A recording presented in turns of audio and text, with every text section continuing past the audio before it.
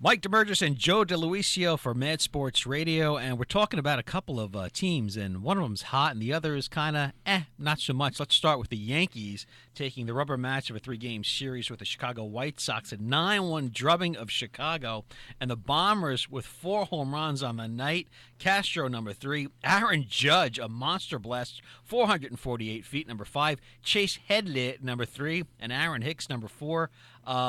The kids are really making an impact on this team, Joe. And what's amazing is I could finally actually respect what the Yankees are doing, notoriously known for buying players, bringing in veterans to bolster the lineup, have the most expensive payroll, and just pretty much buying the league away. And now here we are, this new generation of the baby bombers, as they call them, and it's really an exciting time for the Yankees. And even if they don't necessarily get things going right away and now and get those World Series as soon as possible, they are set up for an extremely bright future, and that's what Yankee fans need to realize rather than worrying about adding another championship. And the amazing thing is they're doing it all without their catcher, Gary Sanchez, who's been on the DL, and Austin Romine's really come in. The games that he's been calling has been sensational, and he's really adding a little offense. So not that Sanchez is going to have trouble getting his job back, but it's great to know you have a catcher like that. It's great that he's been able to step up with Sanchez's injury. I believe a bicep injury that occurred a few weeks ago. And Mike, I'll ask you this: what is the upside with Gary Sanchez? We saw him pretty much explode and take over Major League Baseball when he first came up last season. I mean, what is the upside? How far? What is his potential? I think if people are looking to him to be a 45 home run kind of guy, I think that's asking a lot, particularly for a catcher. So I think something more realistic would be a 25 to 30 career home run guy. You can't expect too much out of these guys if they make an impact for a short period of time. But I don't know if his future necessarily is going to be a full-time behind-the-plate kind of guy. If he's a kind of guy that they might have to move, maybe he'll be the DH. Holiday's a DH right now. And sometime in the future, do they move him? They still have to. Greg Bird's been struggling a little bit, so I'm not sure if his future is necessarily going to be behind the plate. You have a big physical kind of guy, and sometimes that can have wear and tear on you. Off the top of my head, Mike Piazza was a big catcher.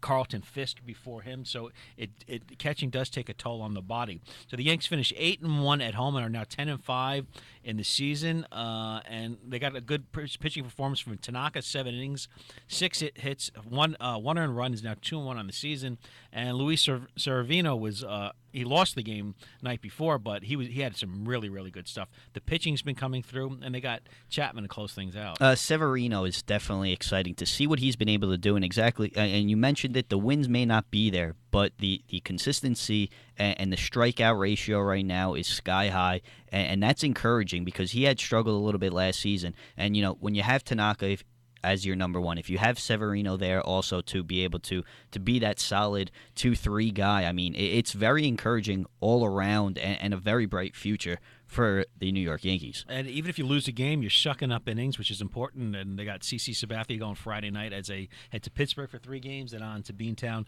to play the Red Sox before returning home. Up next, the New York Mets and Jay Bruce. 2 home runs, 5 RBIs Wednesday night against the Phils. Kind of on fire. Yoenis Cespedes, 6 home runs.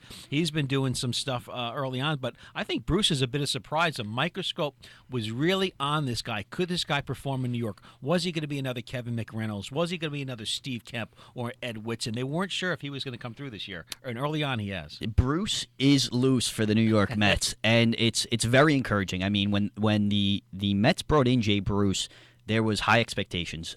People expected him to come in to take over and be another, pretty much Cespedes' number 2 guy, hit the ball out of the park, and really play an impact. And he didn't get off to that start. He towards the end of the season, as the Mets made that playoff push, he was able to pick up his production, but early on he did struggle. But now you see him 6 home runs, 14 RBIs. This season, batting .309. It's very encouraging, and it's funny because right away when he wasn't producing last season, everybody wanted him out of New York already. And now, if you take away Bruce from this lineup, the Mets have been struggling at the plate so much that they would have nothing other than Yoenis Cespedes, who is the engine of this team. If Cespedes isn't performing, if Cespedes isn't hitting, getting on base, crushing home runs, which he's been doing all season, I mean, moonshots. Yeah, it's Cespedes and the rest of us, pretty much. Pretty much, and if those two guys aren't doing it, I mean, it's going to be a long year. You look at this team overall, and they're a home run hitting team. They're not a basic baseball team. Get a guy on base, move him along. So they're going to live and die on the home run, and that's why you see some nights they go 14 runs, and some nights they can't even get a hit. I mean, that's the type of thing you're going to get from the New York Mets this season. And one guy they're going to have to find to put in the lineup all the time is Michael Conforto. This guy's been playing real well, and I think he's been a bit of a surprise, too, that he's been really coming through. Conforto, like you said, he needs to be in the lineup. He needs to be an everyday player, and it's frustrating that he hasn't been able to find a role, or not necessarily find a role, but that manager Terry Collins hasn't been able to find a role for him. I think the Mets need to figure out a way to get Conforto into the outfield every day with Cespedes and with Jay Bruce, and kick Curtis Granderson off to the side. At 36 years old, Grandy's just not producing what he once was. I mean, yes, he had an enormous season last year that came out of nowhere with his 30 home runs, but you could already see that the decline seems to have hit. So I think it's time that Conforto, they figure out a way to get all three, Conforto, Cespedes, and Bruce, in the outfield. And Granderson never been much of an average kind of guy. Let's talk this. Talk about Jose Reyes. How much more can you let him play? 5 for 53, 0.94 batting average. Too bad Conforto can't play third base. Can we put him at third base, see what he can do?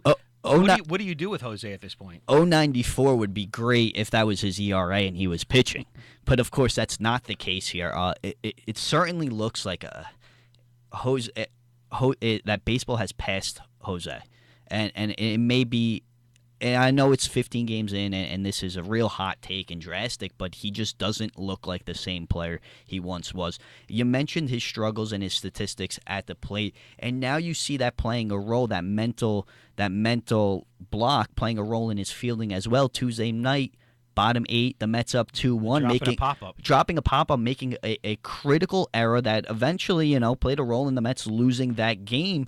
And that's a routine pop-up that, I mean, I see little leaguers around the block make that play every day, and that shouldn't be happening. I mean, he totally misjudged that play, and I think mentally he's just not there. Baseball is not on his mind right now.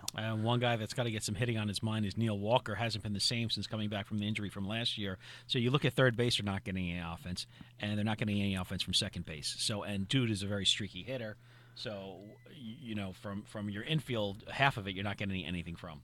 Like I said, they're going to need to rely on their heavy hitters when Cespedes, Jay Bruce, Conforto needs to find his way into the lineup some more, and you could hope that there's some sort of consistency from Duda. And another guy that you hope that could start hitting the ball a lot better, because when they traded for this guy, they brought him in to be a hitter, and that's catcher Travis d'Arnaud, who just – he's never lived up to the potential. He's been average at best, and I think I'm being generous when I say that. I think, they bring him in to hit, and he's just not the guy. I mean, when the Mets had Rene Rivera behind the plate, and their numbers were essentially the same, if not Rivera was a little better, so it's not encouraging.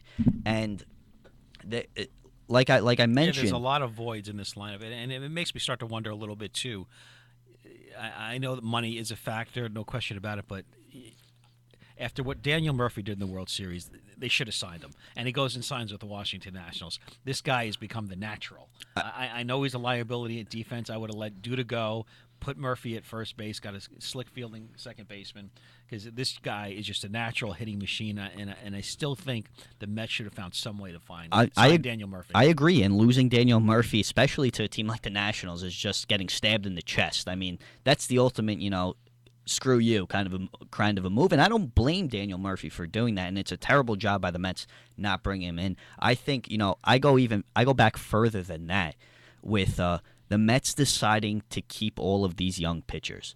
I think it would have been smarter business-wise if they got rid of one or two of these guys earlier on before everyone started dropping like flies, and acquire talent, acquire some guys that were ready to play in the majors right now, and top prospects. But unfortunately, they've kept them. Injuries have killed them, and now they're stuck and essentially the same team as last year. You know, it's interesting. The Mets, their core players are the pitchers. Meanwhile, the Yankees, their core players are everyday players, and they're kind of filling in from other teams, the starting pitchers and everything. Kind of a different philosophy going on there with the two teams. And what's extremely frustrating is the fact that you're getting solid innings from these pitchers.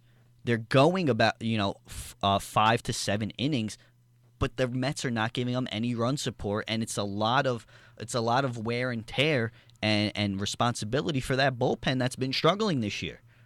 Yep. That's it. He's Joe DeLuisio. I'm Mike DeMurgis from Mad Sports Radio. Look at the Yankees and the Mets.